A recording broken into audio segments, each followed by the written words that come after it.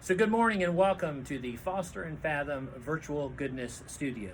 Last time you joined me here, I was with my partner Rowan Pickering with the event team. Two guys doing good, but today we're going to switch it up. It's one guy and one gal doing good. So let me introduce you to my daughter, the resident artist at Foster+Fathom, Aubrey Foster. Aubrey. Hi, so I'm excited to tell you guys about this new project that I started with my dad. It's called Honor Art, and it is Foster+Fathom's newest endeavor into their virtual GIGX activities, which is Global Impact for Goodness Experience. So right now, many of us are still trying to navigate this virtual hybrid environment that we find ourselves in. And we wanted to make sure that you each still had a way to do goodness in the communities where you live, work, and meet. And that's the concept behind the Honor Art, to provide a way to remember America's fallen heroes.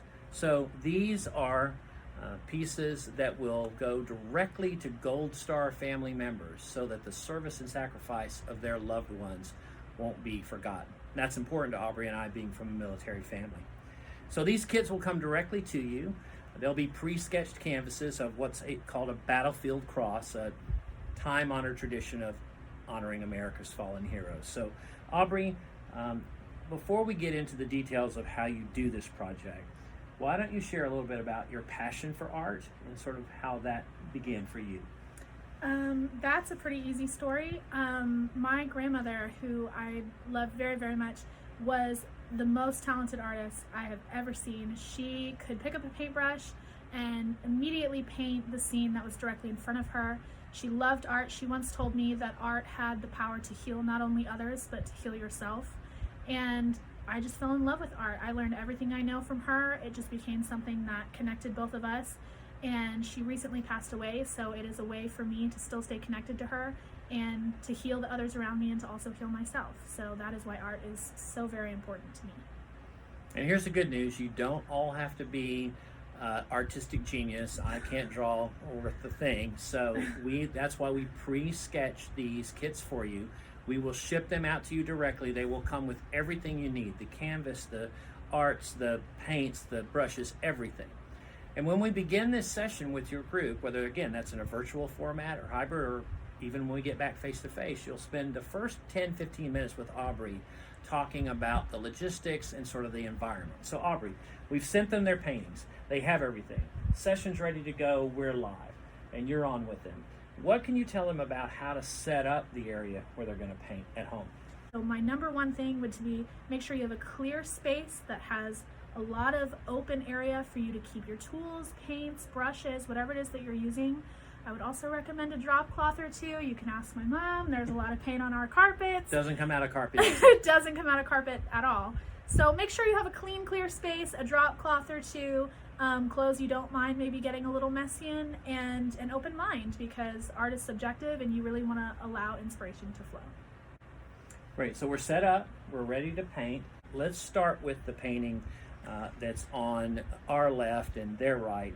It honors Danny Dietz, a Navy SEAL who was part of Operation Red Wings. You may know that from the Lone Survivor movie, and his mom, Cindy Dietz Marsh, is a dear friend of ours, so we wanted to honor Danny's service. So Aubrey, this one is, it's really pretty stark, which I think is really fitting for a Navy SEAL. So why don't you tell us your approach to this piece of honor art? So my approach with Danny's piece was, with the battlefield cross already pre-drawn, I didn't want to take away from the powerful image that it was. So I stuck with one color, one bold color, to fill in the entire piece. And then I went in at the bottom and did the Navy SEAL emblem, which is gold, so I just stuck with what it was and made it gold, and then wrote on the top. So the point for this one was I wanted the main focus to be the battlefield cross. I didn't want to add anything that would take away from it. I didn't want to mix up any colors, but that was my choice. That's how I wanted to do it. When you receive your canvas, it's your art and you can do it however you please. All right, so let's kind of move over here on my right and their left, and this was a little more detailed with the American flag. Another sort of personal connection to this one. Not far from our home in Texas is the boyhood home of Captain Mark Weber, United States Air Force, who was killed in action last year. His family has a Gold Star flag in front of their house, so every day when I make my drive to the office or Aubrey makes her job to work, we pass that flag. And so we wanted to honor this local hero as well. So Aubrey, talk a little bit about the design here, and really this one just says patriotism. Yeah. So in contrast to the Danny piece, when I approached Mark's piece, I knew that I wanted to maybe make it a little bit bolder, add more color schemes. Again, that was just my preference. It's however you want to do it. So make sure your colors are thought out and they're the ones that you want before you put your paintbrush to the canvas. And one of the things I like about her approach to both of these is you can see it pretty clearly in Danny's piece. You might not be able to see here, but here's the Air Force emblem as well. So once you have decided on the fallen hero you want to honor, then it's always nice to put in their service emblem or flag.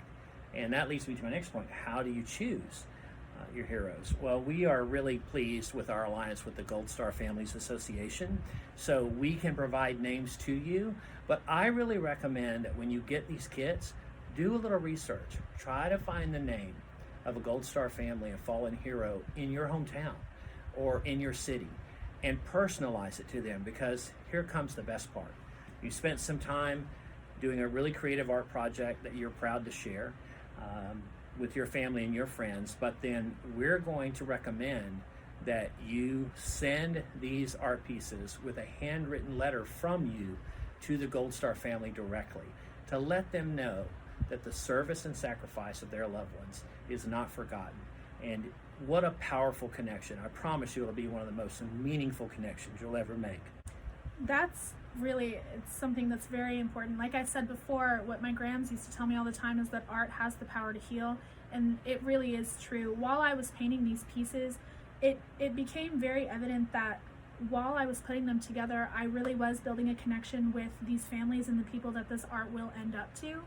And you get to express yourself in a way that's safe and makes you feel like you're doing some true good, which you are. And at the end, when it's done and it's wrapped and it's sent away, you know that you created something beautiful and meaningful that will bring healing to someone else. And so knowing that I was a part of that and that you can be a part of that really is the whole point of this entire project, and it's something that's really powerful. So you can reach out to us at the information at the bottom of the video. It'll have our website, have our email.